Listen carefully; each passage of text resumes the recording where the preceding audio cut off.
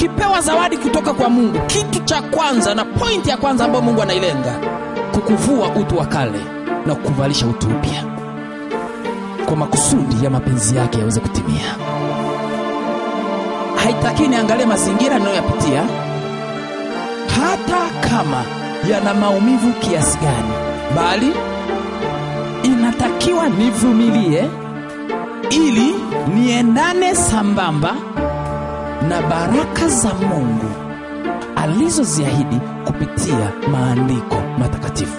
Ukiweka uvumilivu, ukapambana, maisha yakaenda, ukavuka, ukafanikiwa, ukatanuka, ukawa mpana, unaandaa historia ya kila atakayekuja nyuma yako atafuata nyendo zako.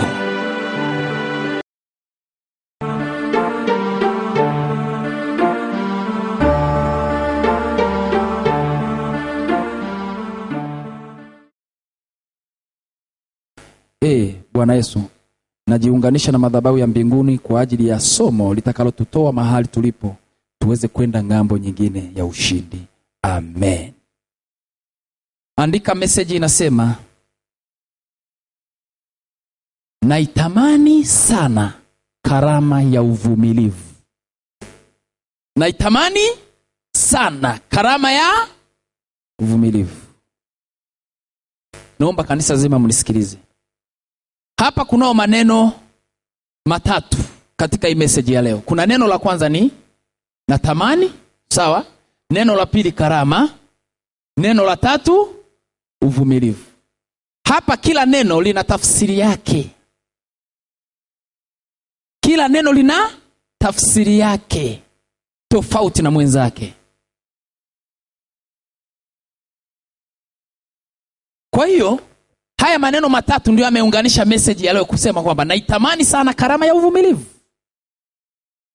Hebu sema, neno naitamani, neno karama, neno uvumilivu.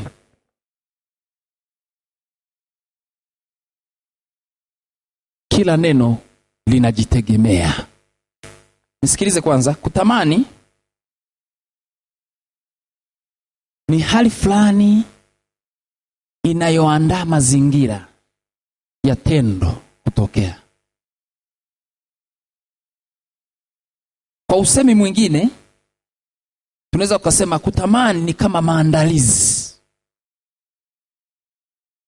ya kitu ambacho ni ya moyo ya mtu ambayo anakitarajia. Kutamani ndiko kunafungua mlango wa jambo lolote lile analotazamia mtu kudhibitika.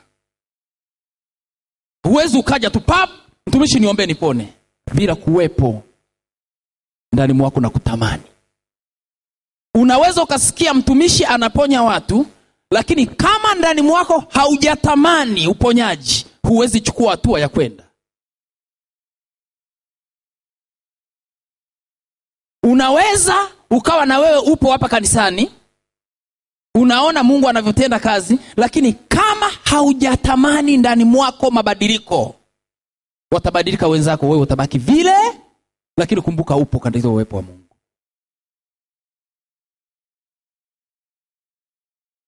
Mgeukie mwenzako kumwambie, ruhusu kutamani kuingia ndani mwako.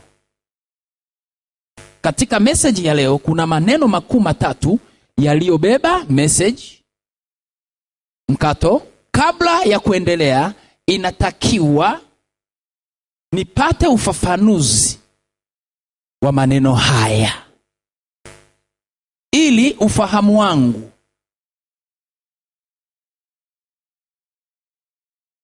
upate upeo wa kuelewa yatakayozaliwa katika ujumbe wa leo. Message ya leo inasema, naitamani sana karama ya uvumilivu. Katika message ya leo kuna maneno makuu matatu yaliyobeba message mkato. Kabla ya kuendelea, inatakiwa nipate ufafanuzi wa maneno haya ili ufahamu wangu upate upeo wa kuelewa yatakayozaliwa katika ujumbe wa leo. Andika hivi, neno la kwanza ni kutamani. Neno la kwanza ni kutamani. Neno la kwanza ni kutamani. Neno la pili, karama. Neno la tatu ni uvumilivu. Ufafanuzi wa neno la kwanza, andika. Mbele yake weka mkato. Ufafanuzi wa neno la kwanza. Kutamani ni hali fulani inayoandaa maandalizi ya jambo fulani kudhibitika.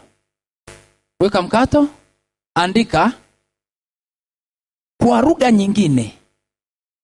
lugha nyingine, kutamani ni kunia ndani ya moyo. Kwa lugha nyingine, kutamani ni kunia ndani ya moyo. Na inafahamika wazi, jambo ambalo mtu amelinia ndani ya moyo wake ni lazima atalitenda tu. Ni lazima atalitenda tu. Kutamani ni hali fulani inayoandaa maandalizi ya jambo fulani kudhibitika. Mkato. Kwa lugha nyingine, kutamani ni kunia ndani ya moyo. Mkato. Na inafahamika wazi, jambo ambalo mtu amelinia ndani ya moyo wake ni lazima atalitenda tu.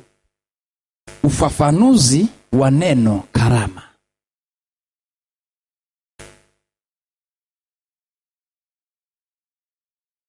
Weka mkato, andika. Karama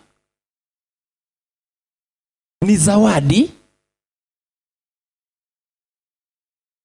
Karama ni zawadi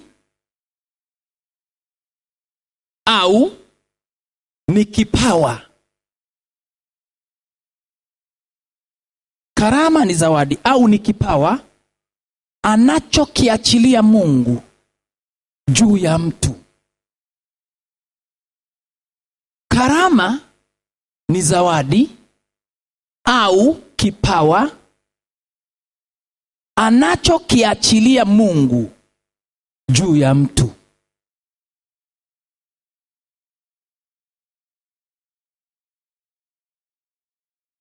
Anachokiachilia Mungu juu ya mtu. Weka mkato, andika. Kwa lugha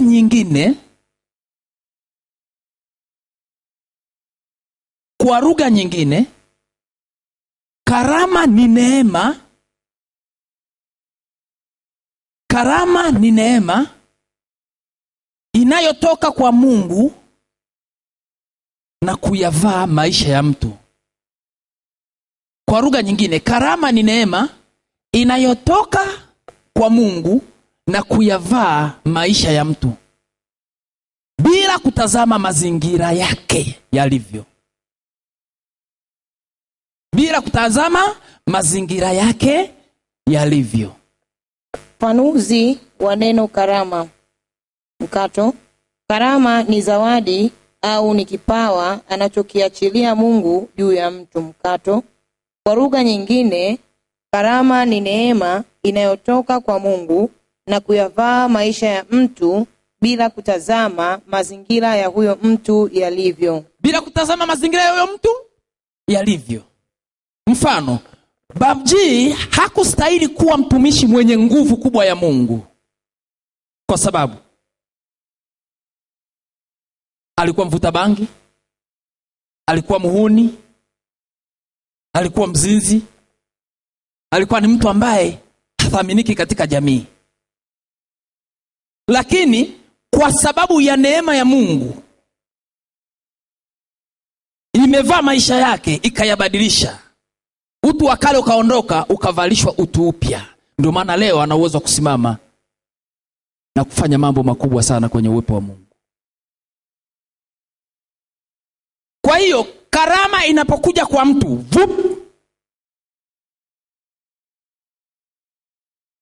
ni zawadi ambayo Mungu anairuhusu ivae maisha ya mtu, iyabadilishe maisha ya mtu kwa kusudi fulani.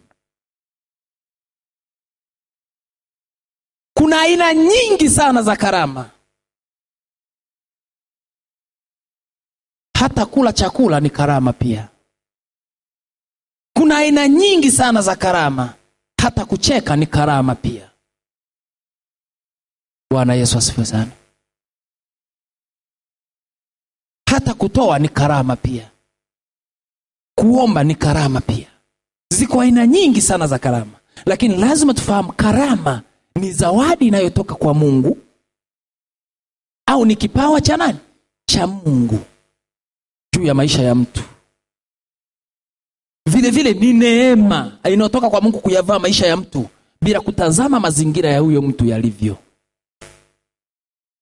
Ukipewa zawadi kutoka kwa Mungu, kitu cha kwanza na point ya kwanza ambayo Mungu anailenga, kukuvua utu wa kale na kukuvalisha utu upya, kwa makusudi ya mapenzi yake yaweze kutimia.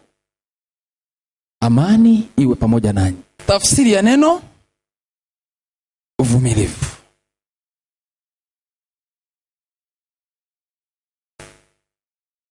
Uvumilivu ni hali fulani ya kungojea au kusubiria. Au kusubiria.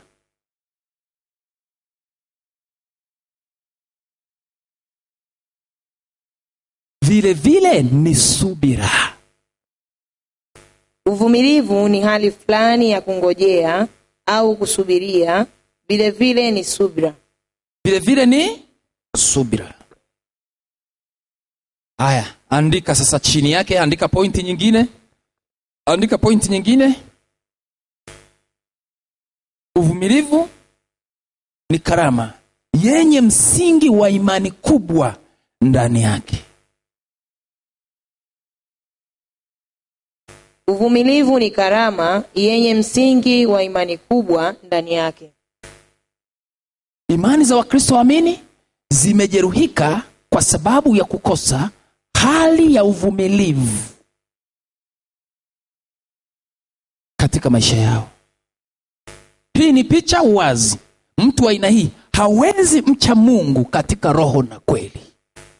Imani za Wakristo waamini zimejeruhika kwa sababu ya kukosa hali ya uvumilivu katika maisha yao. Mkato. Hii ni picha wazi. Mtu wa aina hii hawezi mcha Mungu katika roho na kweli. Mkristo aliyekosa hali ya uvumilivu, hata kuabudu kwake sio sahihi. Kwa sababu uvumilivu ni tendo la imani. Vile vile Mungu jambo hili kaliweka wazi hata kimaandiko. Fungua kitabu cha Mathayo. Mkristo aliyekosa hali ya uvumilivu, hata kuabudu kwake sio sahihi, kwa sababu uvumilivu ni tendo la imani. Mkato. Vile vile Mungu jambo hili kaliweka wazi hata kimaandiko. Fungua kitabu cha Mathayo sura 24. Tutaanzia mstari wa 9 mpaka mstari wa 13. Tusome Biblia anasemaje? Wakati huo watasalitiana ninyi mpate dhiki, nao watawaua, nanyi mtakuwa watu wa kuchukiwa na mataifa yote kwa ajili ya jina langu.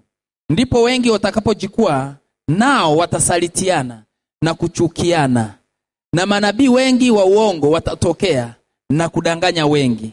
Na kwa sababu ya kuongezeka maasi, upendo wa wengi utapoa. Lakini mwenye kuvumilia hata mwisho ndiye atakayeokoka. Naomba nisome Biblia ya kisasa. Inasema, sikilizeni, anasema, kisha watawatoeni ili mteswe na kuuawa, mataifa yote yatawachukieni kwa sababu ya jina langu. Mstari wa 10, tena wengi wataiacha imani yao, watasalitiana na kuchukiana. Mstari wa 11, watatokea manabii wengi wa uongo watakao wapotosha watu wengi. Mstari wa 12, kwa sababu ya ongezeko la uhalifu, upendo wa wengi utafifia. Mstari wa 13 anasema, lakini atakayevumilia mpaka mwisho ndiye atakayeokolewa. Anasema mstari wa 9, wakati huo watawasaliti ninyi mpate dhiki. Biblia inasema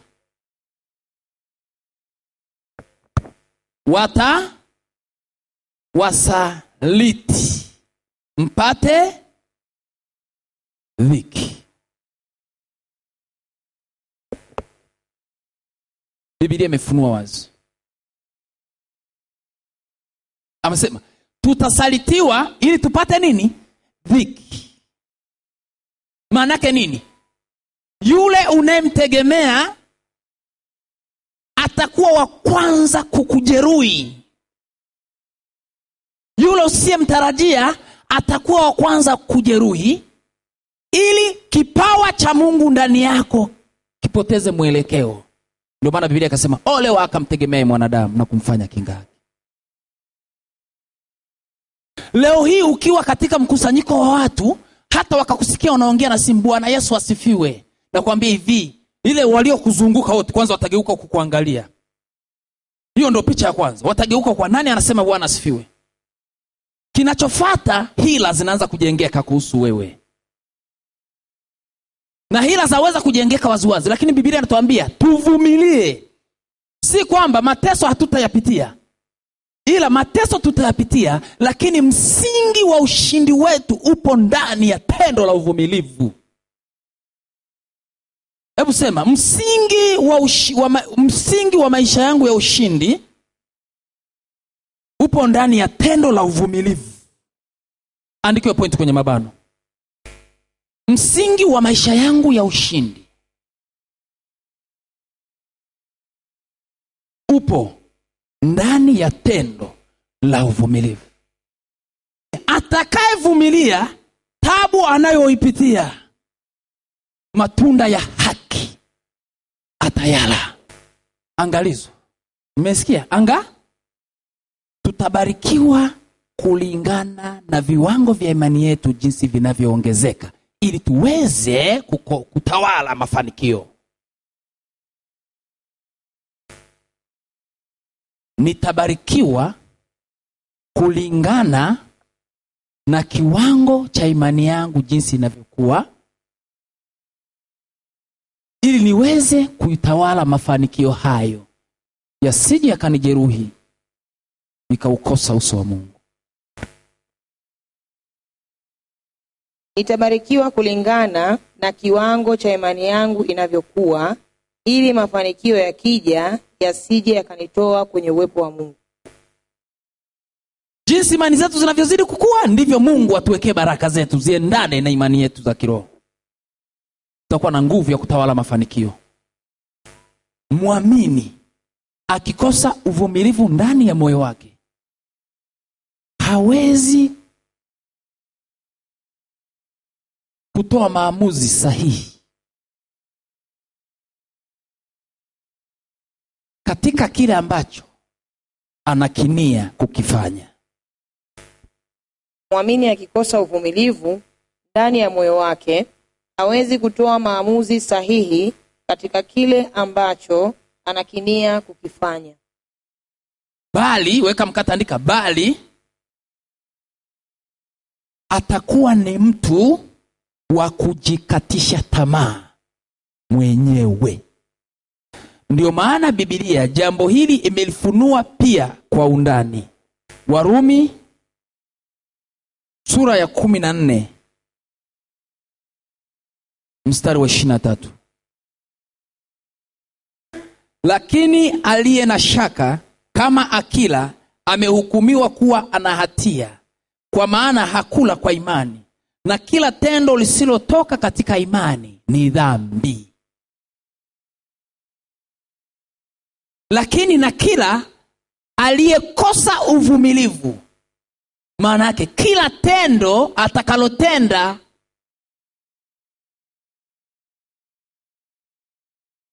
lina dhambi ndani yake. Bwana asifiwe sana. Jamani, hii ni kawaida kwamba mtu ambaye amekosa uvumilivu hawezi kufanya kitu kilicho sahihi au kilicho sambamba na mapenzi ya Mungu. Kamwe haiwezekani.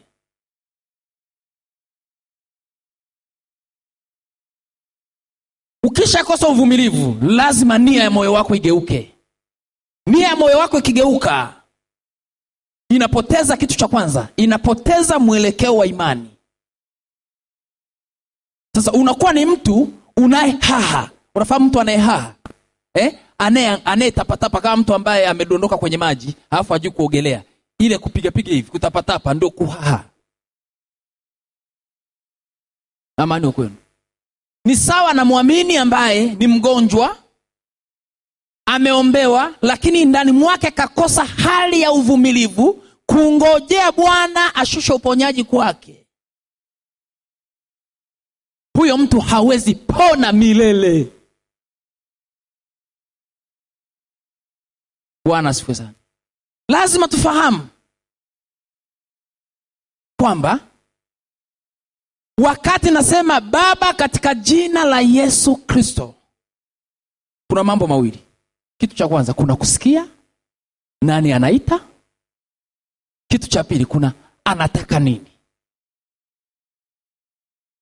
Kitu cha tatu anachokifanya Mungu ni kumwandalia yule aliyeita mazingira. Alafu kitu cha nne ni kuruhusu sasa mpenyo kupitia mazingira yale yalete baraka kwake, ila anayoita kwenye uso wa Mungu. Kwa sio jambo la kuna utaratibu wake. Jina la Bwana libarikiwe.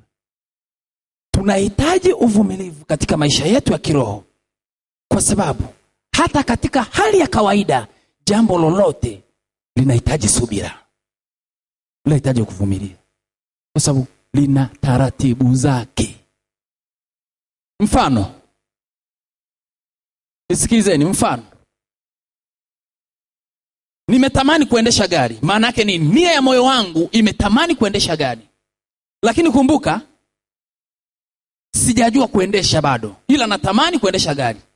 Kuna utaratibu. Nitachukua hatua ya kwenda kwenye chuo cha kufundisha magari, udereva. Nitafika pale, nitaulizia. Si nitafika pale niwekeni niendeshe, nifundishe. Nitaulizia, jamani nahitaji kujua gari, lakini utaratibu ukoje? Watanieleza utaratibu. Chukua form, jaza, lipia form, ada zetu ziko hivi na hivi. Watakupa utaratibu wao. Baada ya kukupa utaratibu, kumbuka sio siku hiyo unaanza. Utaanza labda kesho, utarudi nyumbani. Lakini kumbuka hali ya kutamani ndani mwako kujua kuendesha gari unayo. Utarudi wapi? Nyumbani. Ukirudi nyumbani, utakachokifanya ni kujiandaa kwa ajili ya kesho kwenda darasani. Ukifika utaingia darasani. Hawatakuingiza moja kwa moja barabarani. Kwanza wataingia darasani kukuandaa ufahamu na kukuandaa moyo wako upate utulivu wa kile utakachoenda kukifanya katika vitendo kiwe vipi. Lakini kumbuka ni siku ya kwanza, siku ya pili, siku ya tatu. Pale kuna hali ya kusubiri mpaka kile unachodhamiria kidhibitike. Jina la Bwana libarikiwe. Sasa mbona mnashindwa kuvumilia wakati mnapeleka hoja kwenye uso wa Mungu mkihitaji baraka za Mungu? Mbona mpi Mungu muda awaandalie maandalizi, awawekee mazingira ya kuruhusu baraka hizo? Ngeuke mwanzo kumwambia, mbona unashindwa kumpa Mungu muda? Mimi niliyemwamini Babji ameshaniahidi kunibariki. Hata kama yatachelewa, inatakiwa niruhusu moyo wangu kuwa na uvumilivu, huku nikiendelea kuikuza roho yangu katika misingi ya imani zaidi, ili nipate nguvu ya kumiliki zile baraka zitakapokuja sasa. Haijalishi ni leo au ni kesho. Haijalishi ni tabu nakutana nayo. Bali inatakiwa nitazame neno la Mungu linasemaje katika maisha nayoyapitia. Mkristo aliyekosa uvumilivu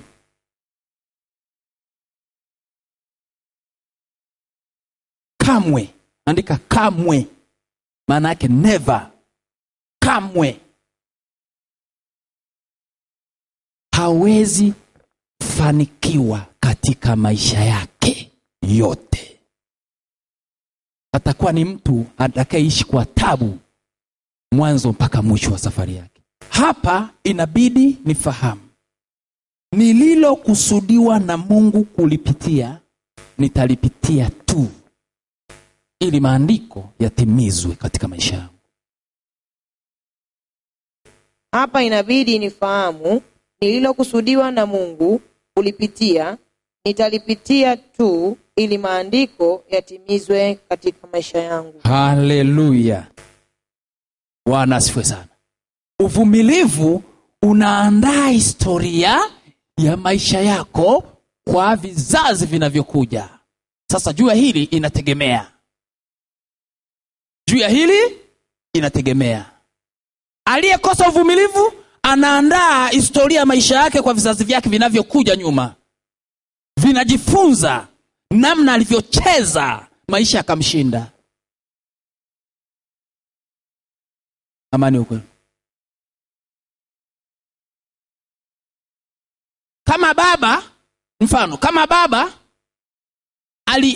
Kama baba alifumaniwa akauawa, ameandaa historia ya vizazi vyake vyote vitakuwa vikisoma historia ya baba. Aliuawa, alifumaniwa na mke wa mtu. Kwa hiyo historia na misingi anayoijenga kwa wale wanaokuja nyuma yake ni mbaya, haiwezi kuwapa nyuma yake mpenyo wa kuvuka. Wote wanaenda kudumbukia pale pale katika ile roho. Wote wanadumbukia pale pale katika ile roho. Jina la Bwana libarikiwe.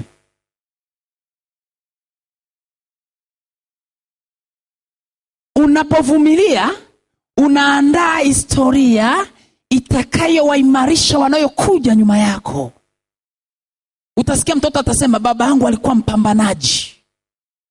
Baba yangu alikuwa na magari, alikuwa na manyumba. Hapana, sitakuwi kulala. Kuna kitu anachojifunza kwa aliyemtangulia. Jina la Bwana libarikiwe. Ngeuke jina lako, mwambie ukikosa uvumilivu katika maisha ulionayo, unaandaa historia chafu ya kuangamiza vizazi na vizazi. Watu hawajui. Wakristo hawajui. Ukiweka uvumilivu, ukapambana, maisha yakaenda, ukavuka, ukafanikiwa, ukatanuka, ukawa mpana, unaandaa historia ya kila atakaye kuja nyuma yako atafuata nyendo zako. Ukiwa kahaba, ukiwa mzinzi, ukiwa mwizi, unaandaa historia ya kila atakaye kuja nyuma yako aishie kwenye ile roho iliyokumaliza wewe. Ngeukie mwenzako, mwangalie usoni, mwambie, unatengenezaje future ya kizazi chako? Bwana asifiwe. Kama baba unakaa baa mpaka saa 8 usiku, unarudi nyumbani unapiga mama makofi, unaandaa historia kwa watoto wako. Hakuna umuhimu wa kwenda kanisani. Mama mwenyewe alikuwa mlevi, baba mwenyewe akija hapa anipigana tu vurugu. Acha na mimi nikaone kila ambacho mama alikuwa kinamfanya afanyeje, aende kukaa mpaka saa 7 usiku, naye mtoto anaanza kwenda. Kama ni pombe, naye anaanza kuonja. Ngeuke jirani yako, mwambie maisha ulionayo leo, mwambie ukijaribu kwa jamani, mtanisamee lakini ni roho anazungumza. Tujaribu kuchunguza.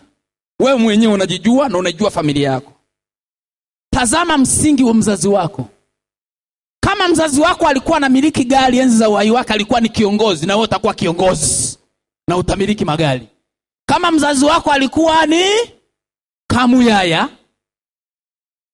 choka mbaya, hali mpaka ndala hana, anasukuma mkokoteni barabarani, soko kuwa anabeba mizigo, na kuambia hivi, na wewe ndio maisha ulionayo leo. Kila mwenye sikie na asikie, hata ukichukia, huo ndio ukweli. Swala la kubadilisha historia ya yule aliyekuandalia mazingira, aliyetangulia, ni swala linalohitaji neema ya Mungu iingie karama mpya maishani mwako. Bwana asifiwe. Mimi ni mchungaji kwa sababu baba yangu naye alikuwa mchungaji. Nimetengenezewa future yangu mimi. Ndio maana leo nasema Yesu ni Bwana, na hubiri, mnakaa kunisikiliza. Kwa sababu alivumilia mapito aliyoyapita, hakuacha uchungaji. Ingawa na majaribu aliyokutana nayo, akaniandalia mimi msingi wa kujifunza kitu kutoka kwake. Ndio maana leo nasimama na hubiri neno la Bwana. Kuna kazi ya ziada wa Kristo, nyinyi hamjui tu. Maisha ulionayo leo hauko nayo bure, kuna sababu. Angalia ulikotoka. Angalia uliko. Na hii watu hawaijui, ni siri, lakini leo nyinyi mnaijua. Uvumilivu nilionao mimi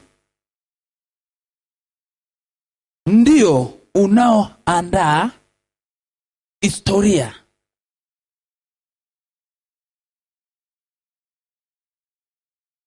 ya mafanikio kwa kizazi changu kinachokuja nyuma yangu.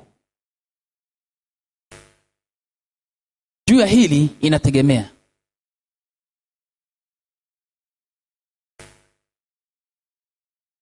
Kama nimekuwa mvumilivu katika kusubiri baraka za Mungu pamoja na hukumu zake, kizazi changu mimi hakitatoka katika misingi hiyo kamwe. Kizazi changu mimi hakitatoka katika misingi hiyo kamwe.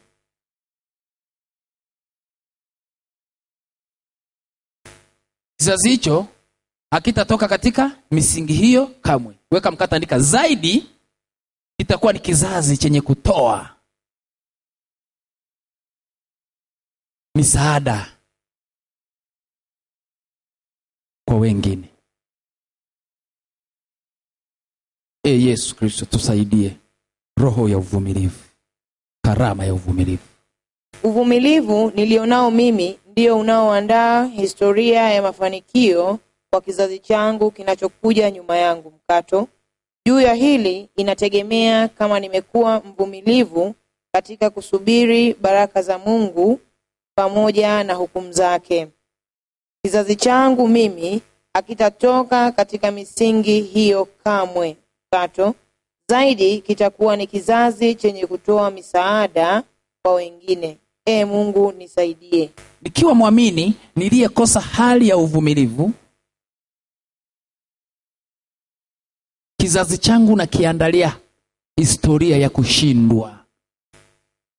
Nikiwa muamini niliyekosa hali ya uvumilivu, kizazi changu ninakiandalia historia ya kushindwa. Hii mbaya sana. Hiyo point umesikia? Nikiwa muamini niliyekosa hali ya uvumilivu, kizazi changu nakiandalia historia ya kushindwa. Hakuna atakayevuka. Hakuna atakayevuka. Kwa sababu wewe unakuwa ni mzaliwa wa kwanza. Na unapokuwa ni mzaliwa wa kwanza, wewe ndio unaweza kuandaa maisha mazuri ya wanaokuja nyuma yako au kaandaa maisha mabovu ya wanaokuja nyuma yako. Lazima tufahamu. Ninapoamua kuokoka, tayari nakuwa mzaliwa wa kwanza katika maisha yangu mimi na kizazi kitakachokuja nyuma yangu. Hali ya ushindi katika maisha tulionayo na katika maombezi yetu tunayoomba kwenye uso wa Mungu inaanzia nyumbani, katika ile jumuiya yako ile. Pale ndipo unapoanza kuonekana mwanga wa wewe kushinda vita vya kiroho au kushindwa katika vita vya kiroho. Hebu sema, kwa nini mtumishi? Nisikilize. Kama unaishi na familia yako mmeokoka, lakini ninyi ni watu wa kusuguana, vurugu ndani, mambo hayaendi, pale unaandaa mazingira ya kushindwa. Kwa hiyo kanisa la kwanza nyumbani kwako umeshaliandalia tayari mazingira kufanyaje? Ya kushindwa. Hata utakapotoka nje kwenda kutafuta msaada, hauwezi kufanyaje? Uwepo msaada.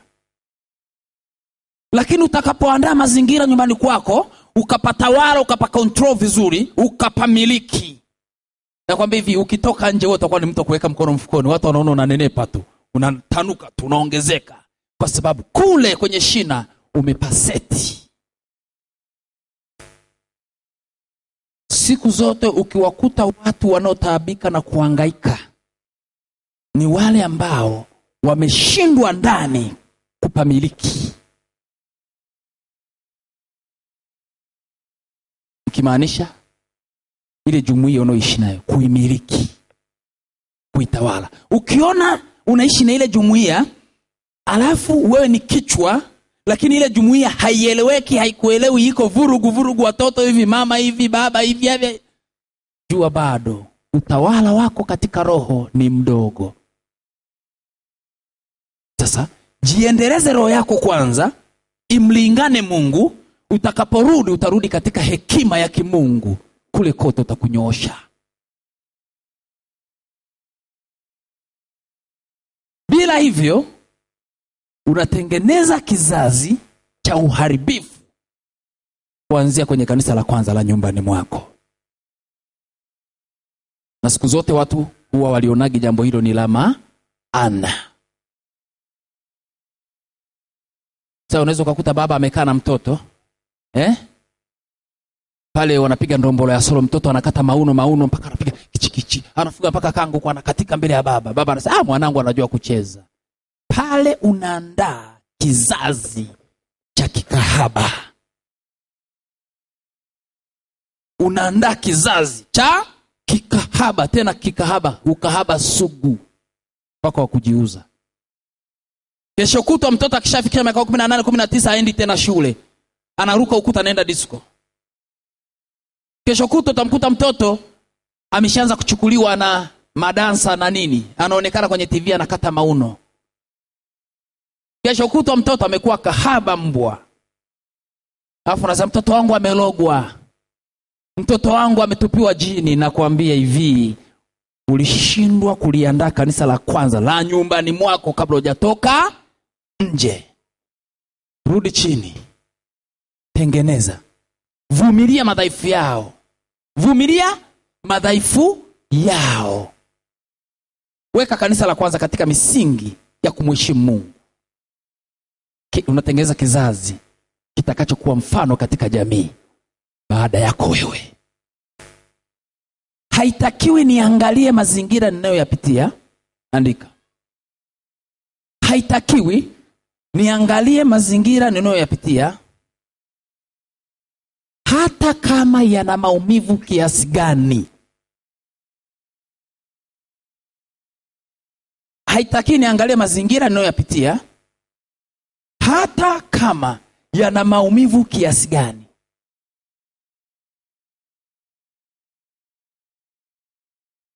Bali inatakiwa nivumilie ili niendane sambamba.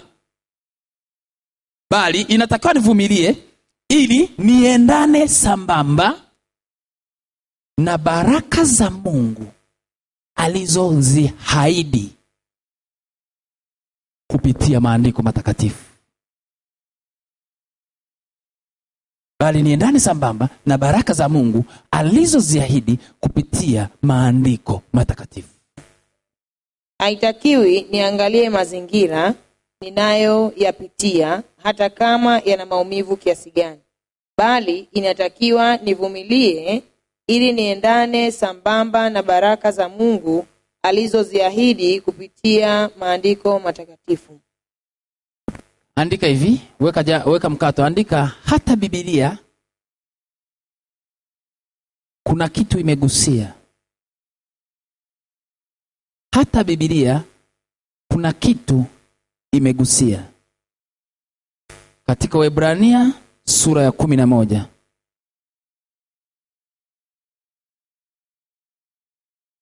mstari wa 8, wa 9 na wa 10. Kwa imani Ibrahim alipoitwa aliitika, atoke aende mahali pale atakapopata kuwa urithi. Akatoka asijue aendako.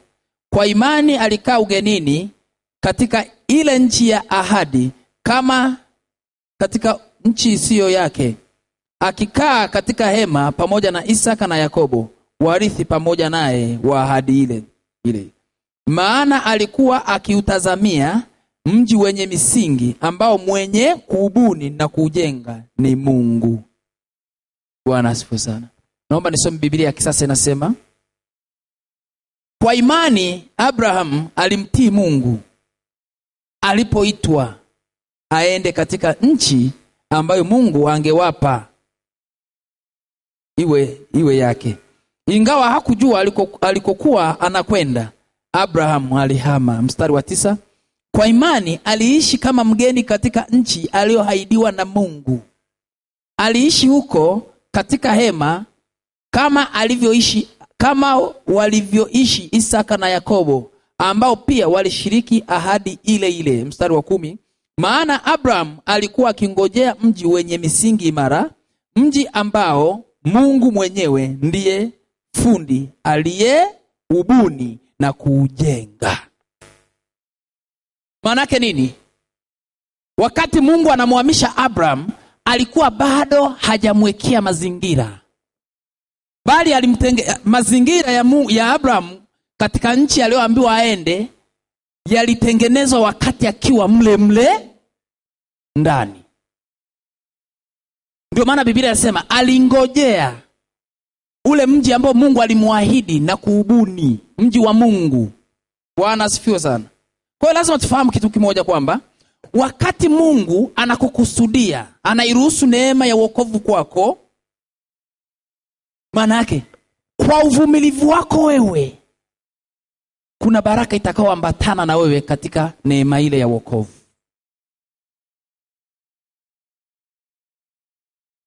Ibrahim alimwamini Mungu, lakini kitendo cha kutoka sehemu moja ulioizoea kwenda sehemu nyingine inaonyesha ni hali ya uvumilivu wa hali ya juu sana, kwa sababu ya mazingira aliyokuwa nayo. Mimi na wewe tunatazama mazingira ya Abraham kwa Biblia jinsi inavyotuambia. Tunamwona Ibrahim ni mtu wa aina gani, alikuwa mtu wa aina gani. Lakini sauti ya Mungu ilipotoka, Ibrahim hakusita kutendea kazi sauti ya Mungu, kwa sababu ndani mwake alikuwa na uvumilivu. Ndani mwake alikuwa na kipawa cha uvumilivu. Ndani mwake alikuwa na karama ya uvumilivu. Hata Mungu alipomwahidi Sara kupata mimba, nisikilize hapo, hata Mungu alipomwahidi Sara kupata mimba, kati ya Ibrahim na Sara, Sara ndiye alishindwa kuvumilia, lakini Ibrahim alivumilia. Tukisoma Biblia kwenye Mwanzo kuanzia sura ya 17, tukisoma pale kuendelea, pale ndo utapata picha vizuri ya namna Sara alivyofuatwa na malaika wanahojiana naye. Sara akacheka, akafanya kama dhihaka, kwamba maana yake ni kitu ambacho hakiwezekani. Lakini pale ambapo Mungu alimtuma malaika wake kuja kwa Ibrahim, walivyonena, hakusita kuamini kauli ile, wala hakuichanganua, bali Ibrahim, Biblia inasema kwamba aliamini alichokisema Mungu, sasa alimhesabu kuwa yeye ni mwaminifu na wa haki. Mkristo yeyote ambaye hajatambua makusudi ya Mungu katika maisha yake hawezi kuwa mvumilivu.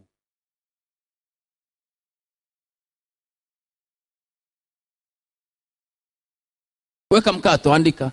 Na hii inasababishwa na upofu wa kiroho alionao Mkristo huyo. Karama ya uvumilivu ndiyo inayobeba imani ya Mkristo mpaka imani kufika wakati wa kusababisha nini? Baraka kwa mtu. Kwa sababu imani ikishindwa kuvumilia imejeruhika. Imani kivumilia, imani kipata nguvu ya uvumilivu, ulilonia kwenye moyo litadhibitika. Mkristo yeyote ambaye hajatambua makusudi ya Mungu katika maisha yake hawezi kuwa mvumilivu mkato, na hii inasababishwa na upofu wa kiroho alionao Mkristo huyo. Mimi niliokoka inatakiwa nifate nyayo za Yesu Kristo kwa asilimia zote.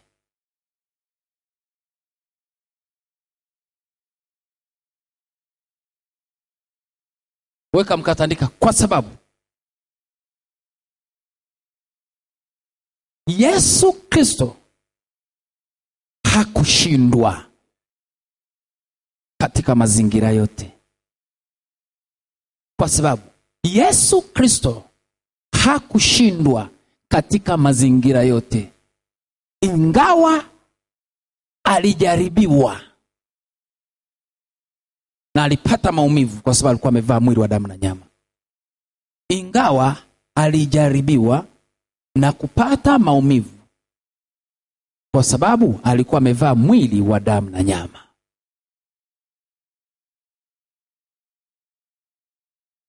Andika, hili jambo ni sahihi kabisa. Ndiyo maana hata katika Zaburi ya 23 mstari wa 4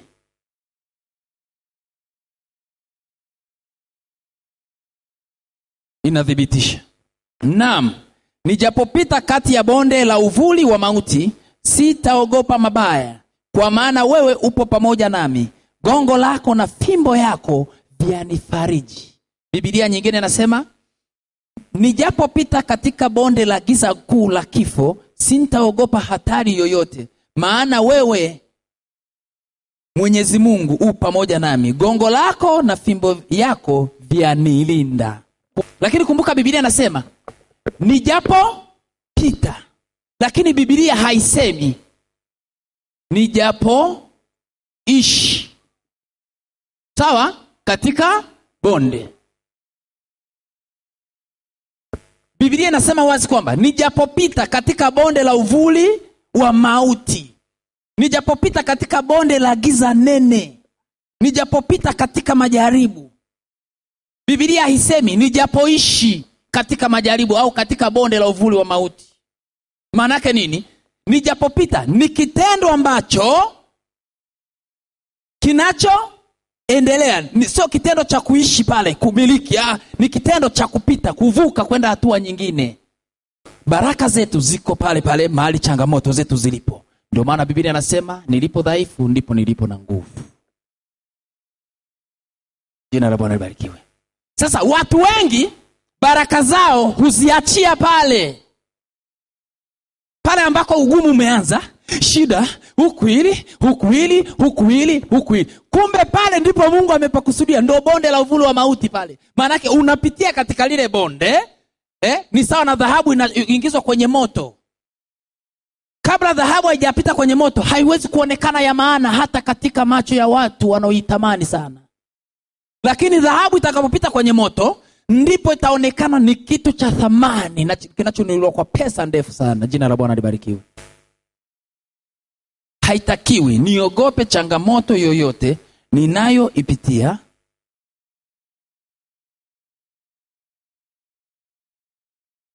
kwa sababu hapo ndipo ulipo mpenyo wa baraka zangu. Cha msingi ni kuwa mvumilivu. Sentensi iko kwenye mabano.